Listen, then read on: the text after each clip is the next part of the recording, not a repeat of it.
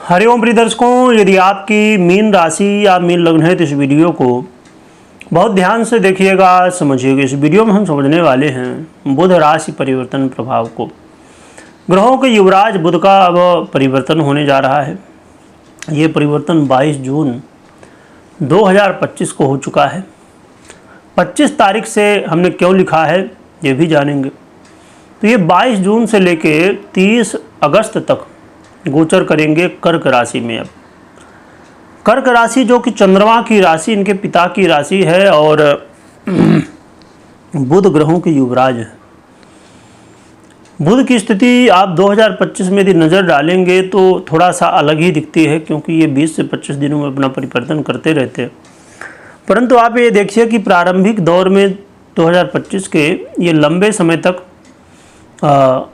कर्क ये नीच की राशि मीन में गोचर कर रहे थे, फिर मेष, फिर वृषभ, फिर मिथुन और अब कर्क में। कर्क में इनका जो गोचर काल है 2 नक्षत्रों के ऊपर सबसे ज़्यादा रहेगा, जो कि कर्क में तीनों नक्षत्र आते हैं, पुनर्वसु, पुष्य और हस्तलेखा। परंतु 22 से लेकर 25 तक मात्र ये पुनर्वसु यानी कि गुरु के नक्षत्र में गोचर करेंगे।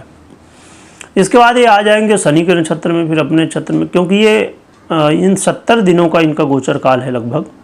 तो इन 70 दिनों में ये वक्री मार्गी और अस्त उदय भी होंगे, परंतु ये खाली पुष्य और हस्तलेखा में ही अब गोचर करेंगे। खाली ये 3-4 दिन स्टार्टिंग के इनका रहेगा और 25 तारीख से इनका शुरू हो जाएगा गोचर, तो पुष्य और हस्तलेखा में ही रहेगा।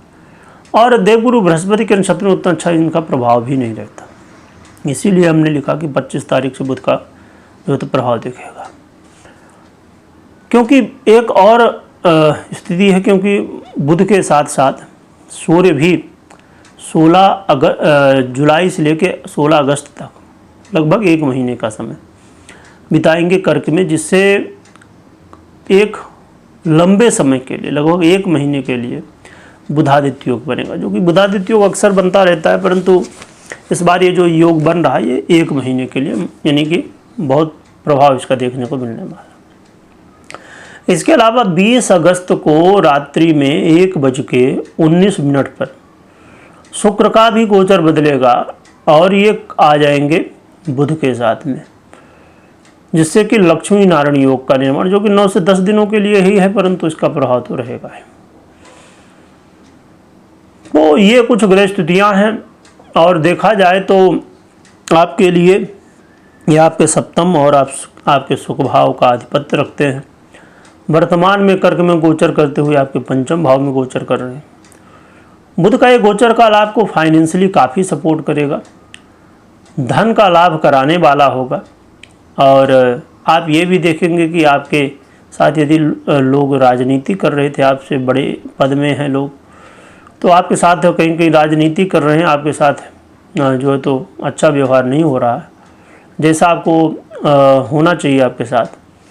तो ये सब चीज़ें भी अब ठीक होंगी, बॉस का भी सहयोग मिलेगा। और इस समय अचानक कुछ ऐसे काम होंगे जो लग रहा था नहीं बनेंगे, परंतु इन समय बनेंगे। ये समय विद्यार्थियों के लिए बड़ा ही श्रेष्ठ है। विद्यार्थियों का मन जो है तो बहुत पढ़ाई में लगेगा।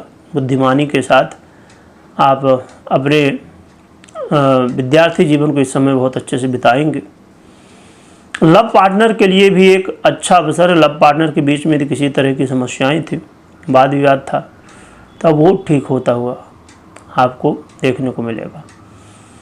बुध का ये जो प्रभाव है ये उन लोगों के लिए भी मौका हो सकता है जो लोग शेयर मार्केट इत्यादि से संबंध रखते हैं। परंतु ये हमेशा ध्यान रखिए कि ये शेयर मार्केट इत्यादि ये बहुत रिस्क वाले क्षेत्र हैं, इनमें बड़ा रिस्क होता है। छोटी सी गलती बड़ी मुश्किल में डाल देते, इसलिए आप खुद भी रिसर्च करिए, किसी जानकार व्यक्ति की सलाह लीजिए, इसके बाद ही निर्णय लीजिएगा। और ये जो मौका है ये उनके लिए भी अच्छा है जो दाम्पत्य जीवन मैरिज लाइफ में है। यदि आपके मैरिज लाइफ में कोई प्रॉब्लम थी तो उसमें प्रेम बढ़ेगा।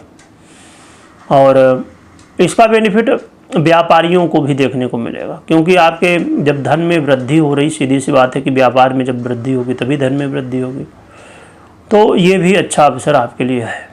तो बहुत ही बढ़िया है बुध का गोचर काल और सुखों में वृद्धि कराएंगे। एक चीज़ ज़रूर ध्यान रखिएगा कि कई बार सुखों के चक्कर में या अन्य गलतियां आप करेंगे,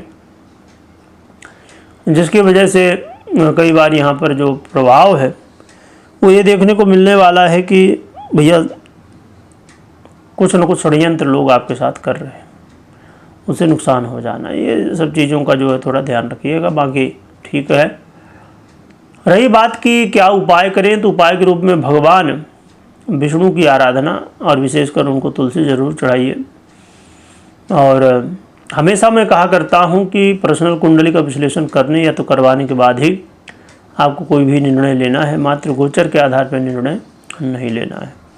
आपने जो सुना है गोचर के आधार, क्योंकि देखिए गोचर अधूरा होता है बिना जन्म कुंडली के, और आपकी जन्म कुंडली अधूरी होती बिना गोचर के। ये एक दूसरे के सपोर्टर हैं, एक दूसरे के सहारे हैं।